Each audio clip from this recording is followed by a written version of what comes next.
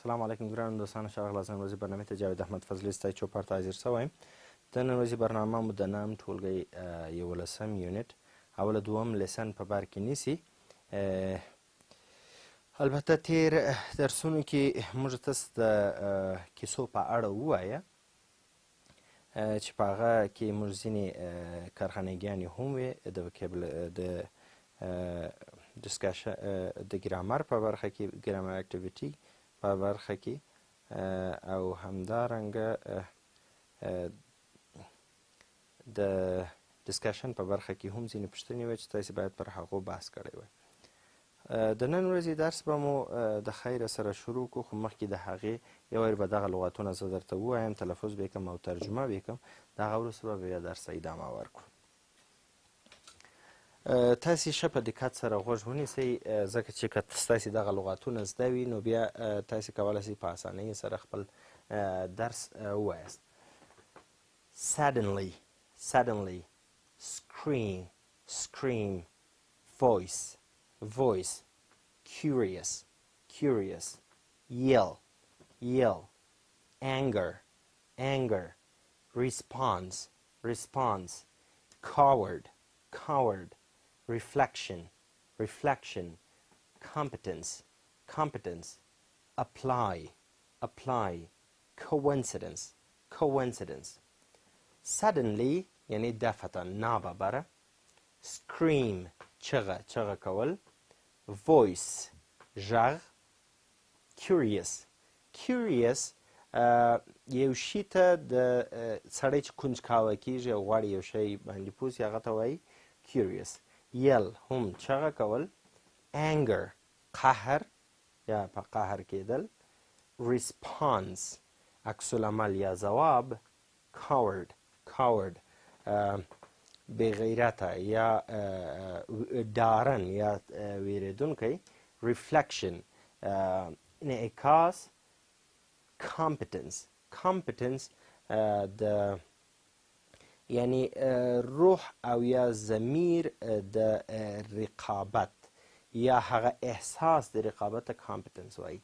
apply apply صدق کولو ته وایي، ستاسې په درس کې البته صدق کولو ته وایي، نورو ځایونو کې د نصبېدو د نورو معنا هم ورکولی سي، تطبیقولو معنا هم ورکوي. او coincidence په خپله تصادف ته وایي، incidence هم تصادف ته وایي، coincidence هم تصادف ته وایي. ښه، تاسې به ناول وایاست. موږ تاسو نن ورځ په تیرو درسونو کې د ناولو د کیسو په اړه ووایه. نن به د خیره سره موږ د ناول او د کیسو د لیکوالانو په اړه به خبرې وکړو. وګورئ لیسنینګ برخې ته. د لیسنینګ په برخه کې موږ تاسو څه شی لرو؟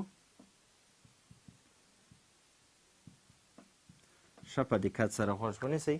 Why listen to your teacher while he or she is reading the story and then write the main idea of the story. زه به دا کیسه درته ووایم، تاسې د دې خلاص راوباسئ. هغه کوم مشکلات چې لرئ کولی شئ د دې لغاتونو څخه ګټه واخلئ او یا کولی شئ خپل ډکشنریانو کې چیک کړئ. ښه په دقت سره غوږ ونیسئ. Mountain story.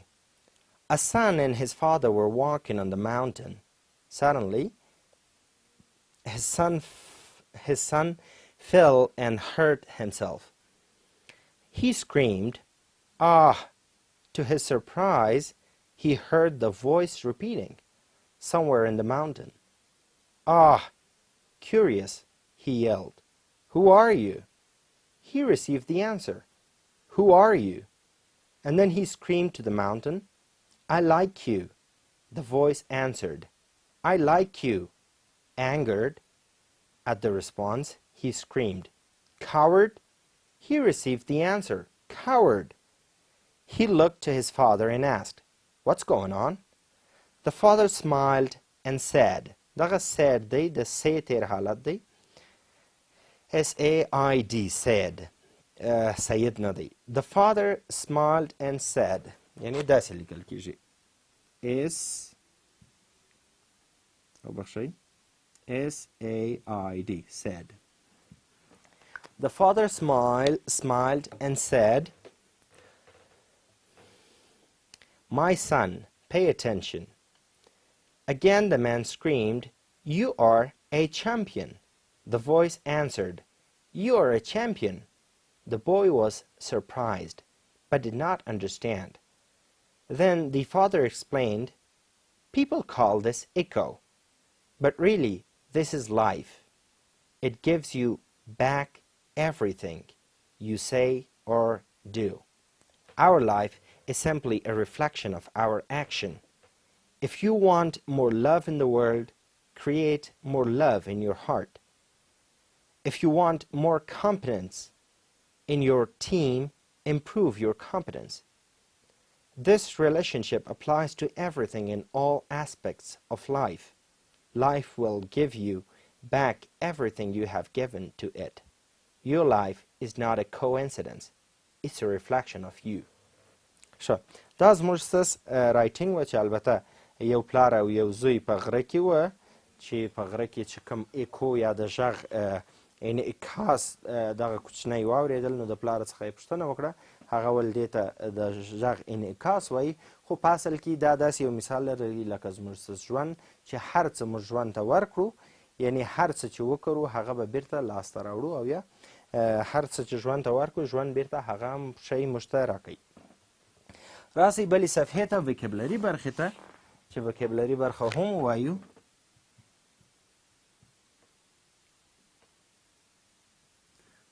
وګورئ د وکیبلري په برخه کې موږ تسچیش لرو. What do you usually find on a book? تاسې پر یو کتاب باندې معمولا څه شی پیدا کوئ؟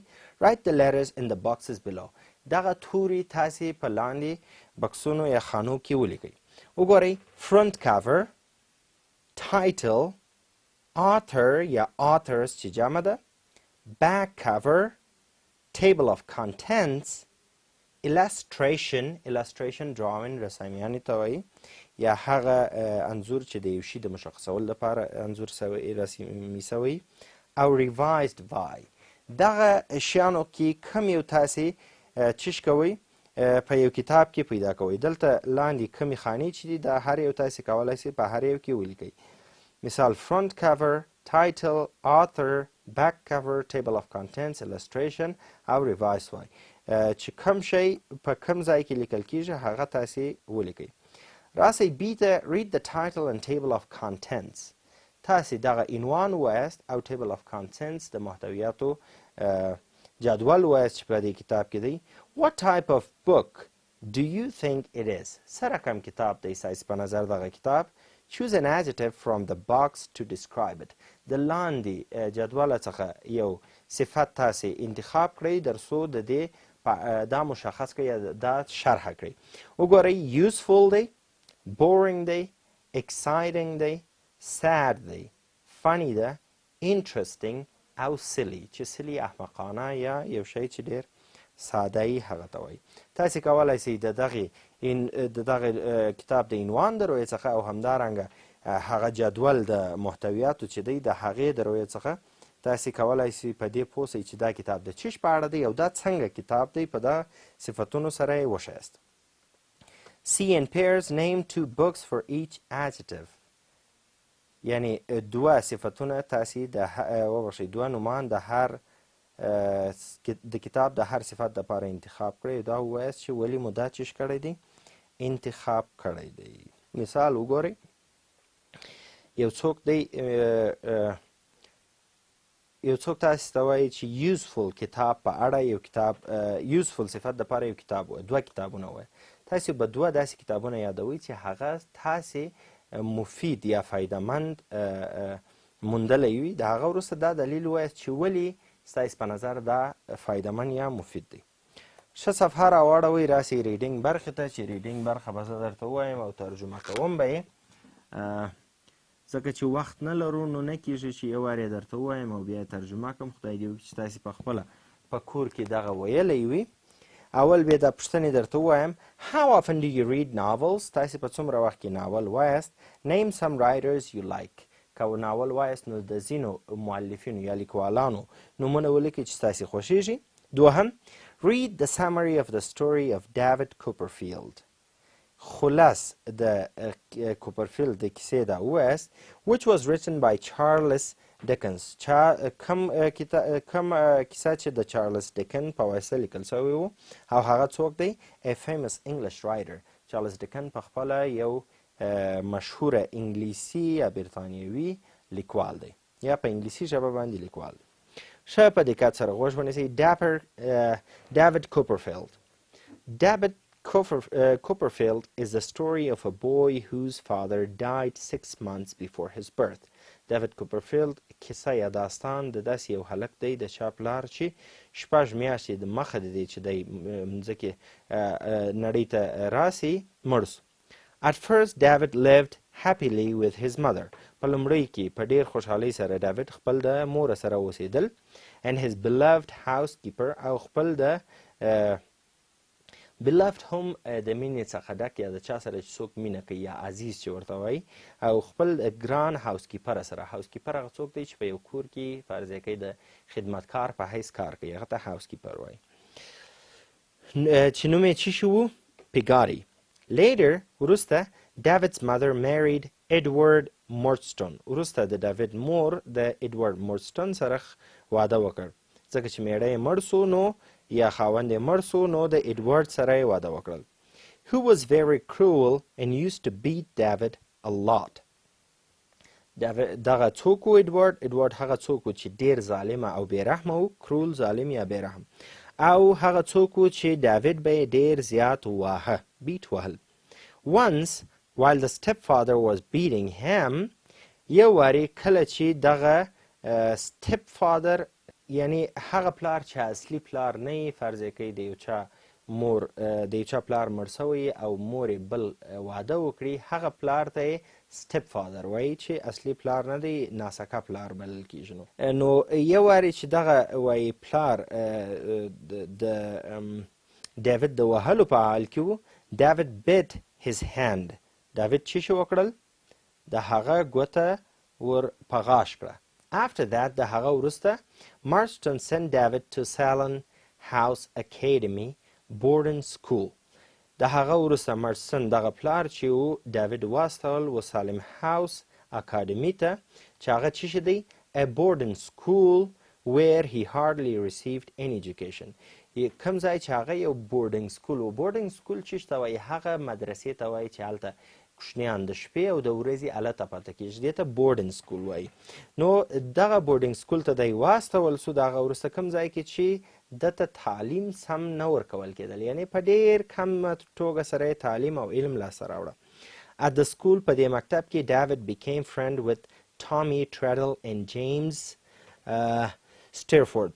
په دغه مکتب کې دی د ټامي ټریډل او جیمز سټیرفورد سره ملګری سو او یا انډیوالي یې شروع کړل. Due to the cruelty of the Murdstone د مردستون د ظلم او بېرحمۍ له لاسه چې شي وسول David's mother and her newborn baby died. د ډاوید مور او د هغه تازه پیدا سوی کوچنی چې و یعنی هغه یا ورور چې و یا خور چې و د ډاوید ده البته د هغه پلاره څخه د مردستون څخه هغه دواړه مړه سوه. After the funeral دغه څخه وروسته د جنازې څخه وروسته Marston decided to send David to London to work in his warehouse.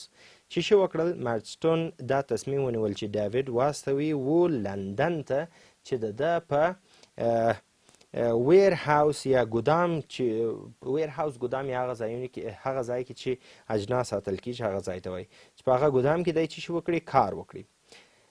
البته معمولا زاړه شیان چې ساتل کېږي.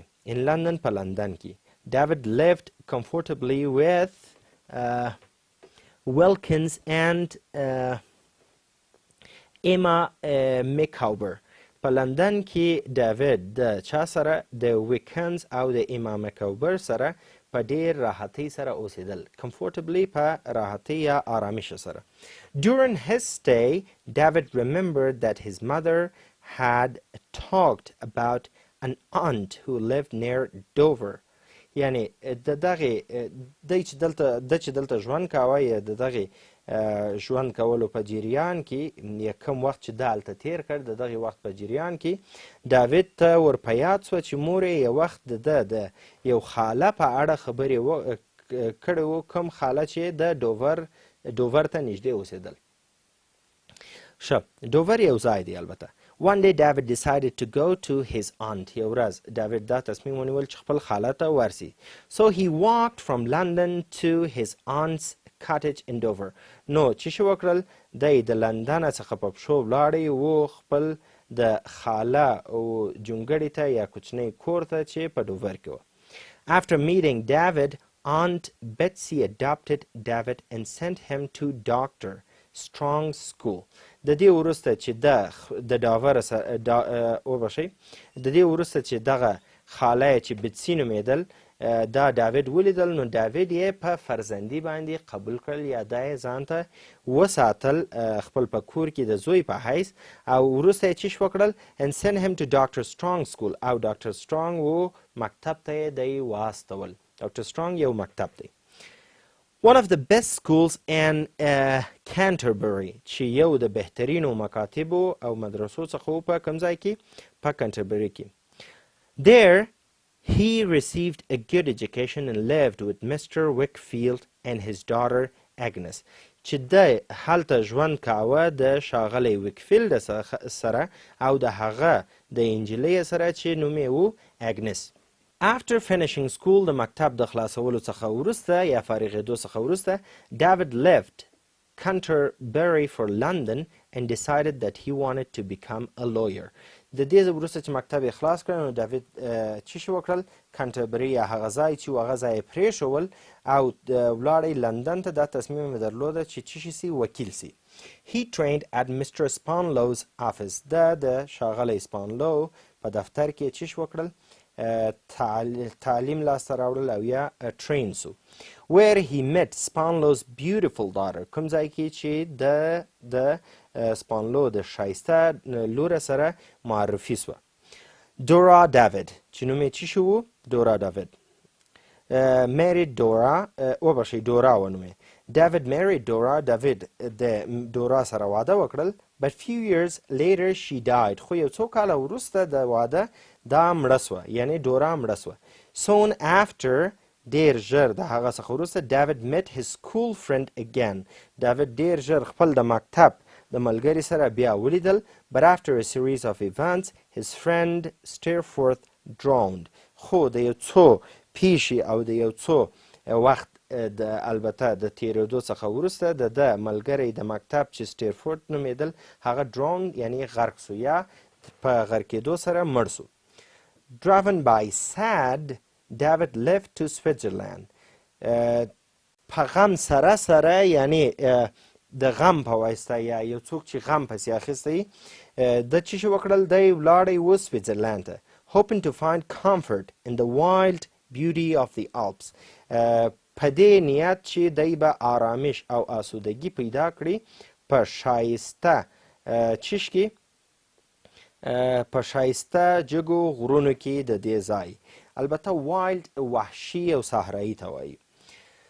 While living there په داسې حال کې چې هلته ژوند کوه یا کله چې هلته ژوند کوه Copperfield worked on his book and sent to Tradis. څه شي وکړل کوپرفیلډ په خپل کتاب باندې کار وکړل او چاته یې واستول ټراډلز ته یې خپل کتاب واستول. Who published it چا چې هغه بیا نشر کړل یا یې چاپ کړل. 3 years later David Copperfield decided to go back to England. 3 کاله وروسته کوپرفیلډ دا تصمیم ونیول چې بیرته ولاړ سي و انګلستان ته. He married Agnes and later became a successful novelist. د چا سره واده وکړل د اګنس سره یې واده وکړل او وروسته یو مشهوره او کامیابه ناولست یا ناول لیکونکی کس و. ښه صفحه راوړئ راسئ بلې صفحې ته وګورئ. په دې صفحه کې D وایي put the following events in order. دلته هغه پیښې چې د کوپرفیلډ په ژوند کې پیښ شوی هغه یې ټوله لیکلی خو فقط غیر مرتب دی. تاسې مرتب کوئ چې کم کار اول شوی کم دوم کم دریم او د هغه وروسته دا چې مو ترتیب کړه کولی سئ دا په خپلو کتابچو کې ولیکئ چې اول کم کار شوی دوم کم دریم څلورم او اخر او همدارنګه سمرایز ټکسټ دغه متن چې شي کړئ تاسې خلاص کړئ په خپلو جملو کې په لنډه توګه سره په خپل کتابچو کې ولیکئ. دا اوس موږ څه نن ورځې درس البته د نن ورځې په درس کې موږ د کوپرفیلډ په اړه ووایه چې هغه یو مشهور ناولست دی چې کارخانګي مو هم درلود، البته د وکیبلري برخه ستاسې کارخانګي وه او د لیسننګ برخه او یوه برخه د ریډینګ هم ستاسې کارخانګي وه چې دا به ترتیبوئ او همدارنګه مین آیډیا به لیکئ. راتلونکی درس به مو کانورسیشن برخه، ګرامر برخه او رایټینګ برخه به وي. یو وارې خپل درس مخکې له مخکې وګورئ. دا اوس زموږ ستاسو د نن ورځې درس در بیا چې زه ستاسې خدمت ته حاضر یم، تاسې په پاک رب سپارم چې په ورځ مو نیکمرغه، سوکاله او بریالي اوسئ.